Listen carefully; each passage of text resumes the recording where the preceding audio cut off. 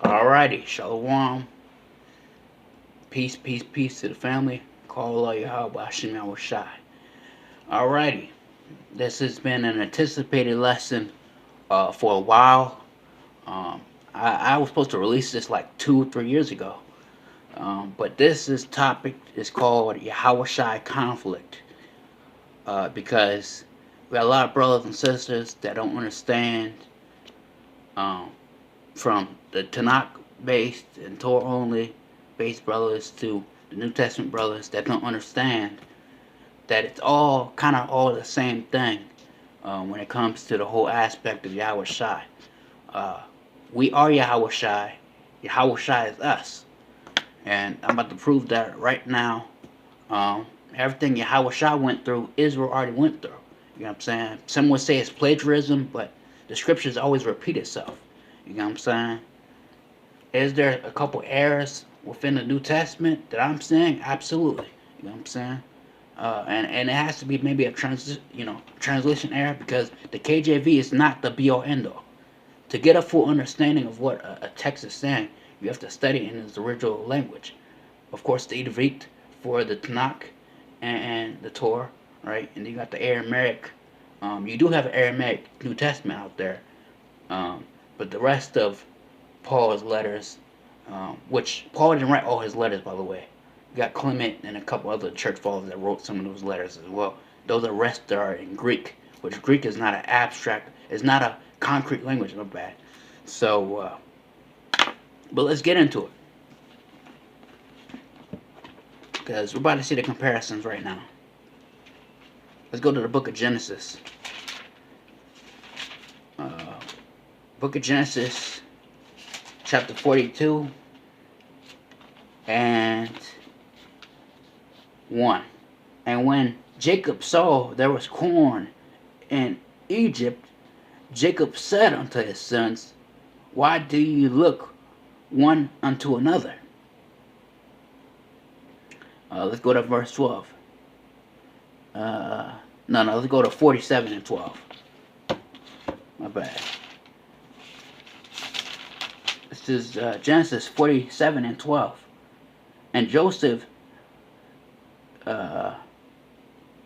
Joseph nourished his family and his brother and all his father's household with bread according to their families.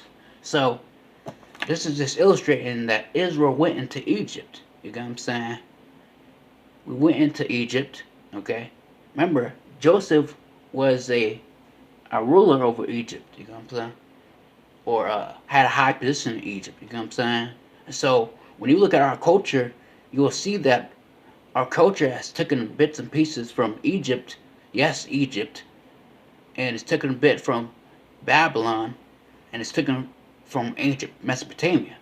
You know what I'm saying? But that's a whole different story. Now we're about to illustrate, you know what I'm saying, Yahweh Shai's father and mother, Joseph and Mary, going into Egypt. You know I'm saying? It's nothing different, you know what I'm saying? It may be a difference in some of the what it's saying, and I do understand people's argument.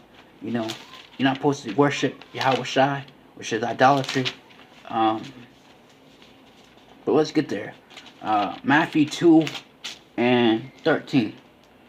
And when they departed, behold, the angel of the Lord appeared unto Joseph in a dream, saying, arise, and take the young child and his mother, and flee into Egypt, and be thou there until I bring thee word, for Herod will seek the young child to destroy him.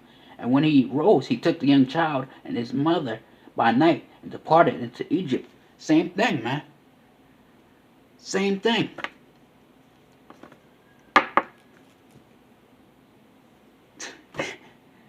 This is the big conflict here.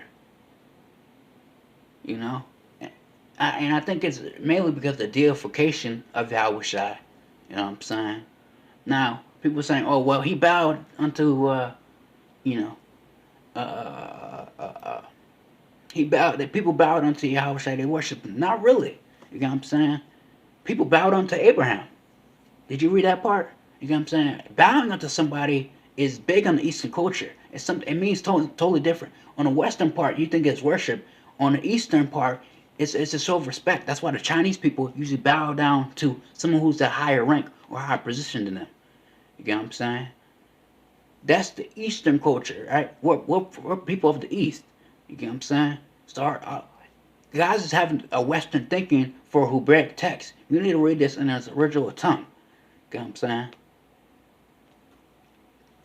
Or the original language that this is described in. You get what I'm saying? Or whatever text you're reading, and it's being in its original language that you're reading in. Um, I don't need to do it because I'm just illustrating uh, uh, uh, the comparisons between Yahawashi and Israel. Like I said, we are Yahawashi. Yahawashi is us. You know what I'm saying? Every king that we had was a measuring stick um, for Israel to be or not to be.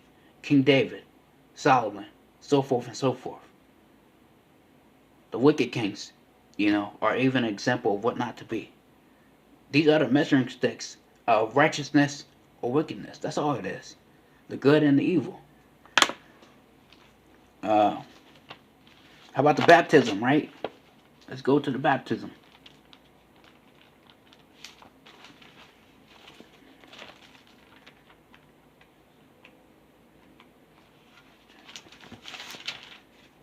Exodus 14. Exodus 14 and 10. And Pharaoh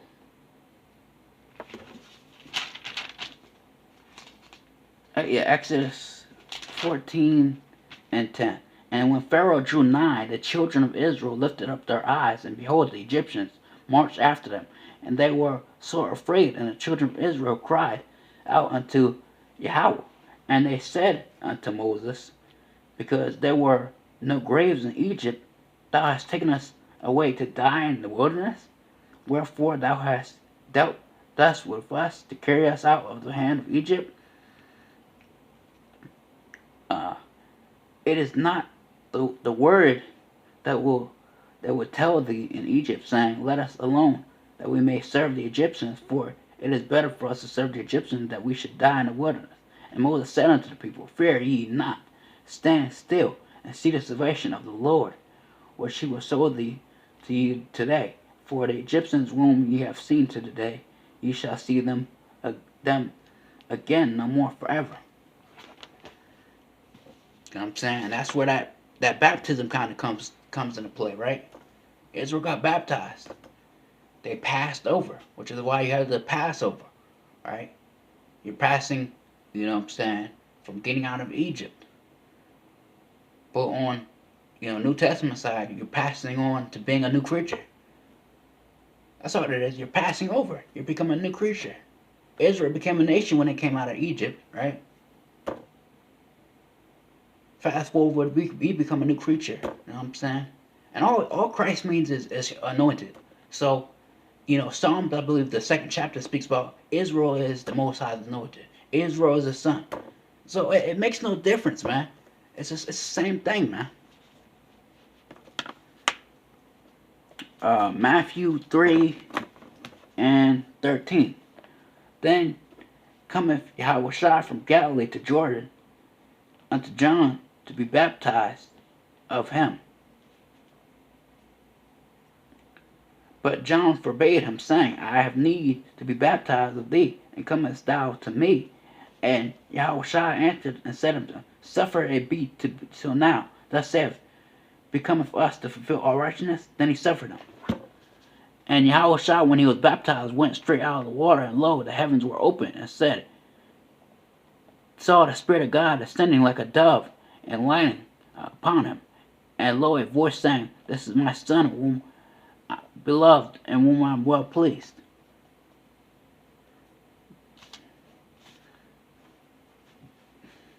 I believe after this, Matthew 4 and 1.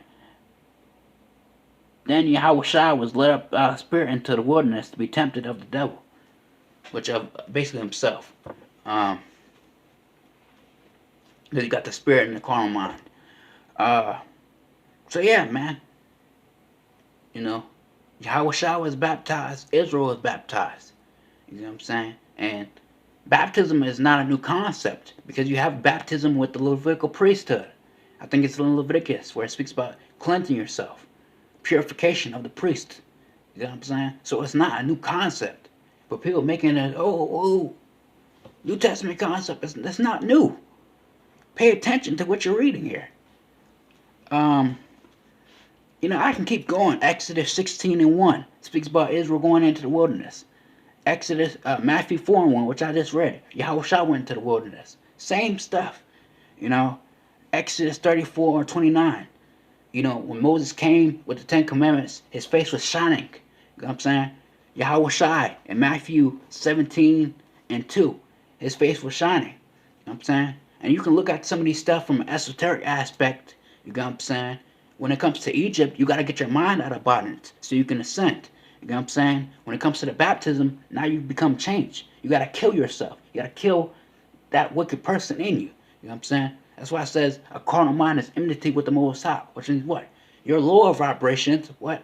Or the wicked things you do is going to hold you down and pigeonhole you and kind of hold you back from elevating. That's why I always, on the bottom of my videos, I have elevation or else. That's a mindset. That's a reality for me. You know what I'm saying? If I'm not elevating, I don't want to deal with anything. You know what I'm saying? And then you have to go through the wilderness, which means what? You're going to have to go through trials and tribulation. That's your wilderness. You know what I'm saying? That's like the baptism of fire that's spoken about, I believe, in the Gospels. You know what I'm saying? Which no one ever touches on. That's your trials and tribulations that you go through. That's your wilderness stage where you have to calibrate. You know what I'm saying? Moses was in the mountains for 40 years and 40 years. Yahawashi was in the wilderness for 40 days and 40 nights. You know what I'm saying? So you need time to yourself to kind of evaluate your walk. You know what I'm saying? That's why I don't understand everyone saying go on camp, camp, camp, camp, camp. Nah, man, you need time to really gather your thoughts, to really get to true knowledge of self. Yeah, I'm an Israelite, but what else? There's more to who am I as a character? Where do I belong in this world? What's my legacy? What I'm gonna do? Career path? How I'm gonna benefit from my nation? You know what I'm saying? Everyone talking about camp, camp, camp, but no one's elevating. Everyone's still at the same way they were 5 years ago, 20 years ago. If you're still at the same place you were 20 years ago, you didn't grow. You know what I'm saying? You just got old. That's just what it is. And then your face shining like a light. You can look at this from another aspect, right? When you diet properly, when you detox, you know what I'm saying, on a spiritual and physical level, when you come, like your face starts to shine. You know what I'm saying? You start to look healthier. When you're healthy eating, you know what I'm saying, and healthy spiritually, your face starts to shine. You look better. Your confidence looks better. You know what I'm saying? Just as on a negative side, the scripture speaks about what? You know what I'm saying? Their countenance witnesses against them, paraphrasing, if you're wicked, you know what I'm saying? You could tell someone has a dark energy because their countenance is low. That's even science behind that. You know what I'm saying? You got Deuteronomy 8:3, where it speaks about what? You should not live by bread alone. Fast forward, Matthew 4:4. It speaks about, Yahawashi spoke about what? You should not live by bread alone, but every word that proceeds out of the mouth of the Most High. Which means what? Yahawashi himself was Torah and Tanakh based. So there's nothing wrong with brothers who are Torah and Tanakh based. Because the Torah is our heritage, according to Deuteronomy 33. You know what I'm saying? Then you have Deuteronomy 6:13. You know what I'm saying? It speaks about what? You worship Yahweh alone. You know what I'm saying? We don't worship Yahawashi. We show great admiration and respect for him. You know what I'm saying? But we don't worship Yahawashi. And John 4:24-23 tells you that. He speaks about worship the Father alone. That's what Yahawashi said. So is people going to argue with that? No. You know what I'm saying? John 10:33 says what? Ye are gods. Psalms 82:6 says what? Ye are gods. Get into that energy, man. It's an energy. What you're about to figure out is this scripture is not only physical, spiritual, but it's dealing with you, your inner man. You know what I'm saying? It's dealing with you, how it relates to you as a person. You know what I'm saying? How the Most High made man. When he says he made man in his own image, he literally meant that. Like if you look up the human body and its anatomy and everything, you know what I'm saying? The pineal gland and stuff, which goes into, I think, Genesis 32 and 33. I believe when Jacob was getting in Panah or something, which is the pineal gland. You know what I'm saying? And then you have the 33 vertebrae and stuff. You know what I'm saying? What age did Yahushua die? 33. See that? So I mean, this is the if this is the conflict for you that you're not understanding. You know what I'm saying? I understand some arguments. You know what I'm saying? You can't deify Yahushua. You know what I'm saying? And you can't say he didn't exist. Now that's just complete BS because you have artifacts over there in Israel that shows you his tomb in Rome and all that type of stuff. That shows you that he did get crucified. That shows you these archaeologists doesn't lie. You know what I'm saying? It doesn't need to lie. For what? And if the New Testament changed, brothers and sisters, who are you to attest against that? You know what I'm saying? But with that, I want to give a call, Lord Yahweh, by Hashem Yahushai. You know what I'm saying? Like I said, we are Yahushai, and Yahushai is us. That's why he tells the disciples in John 17, when he's praying, he said, I in them in me. Which means what? You have to be in the same accordance in mind, in spirit, and in body. You know what I'm saying? And he's given us all the tools to do just that. You know what I'm saying? That's the God body. Elevation or else. I'm out.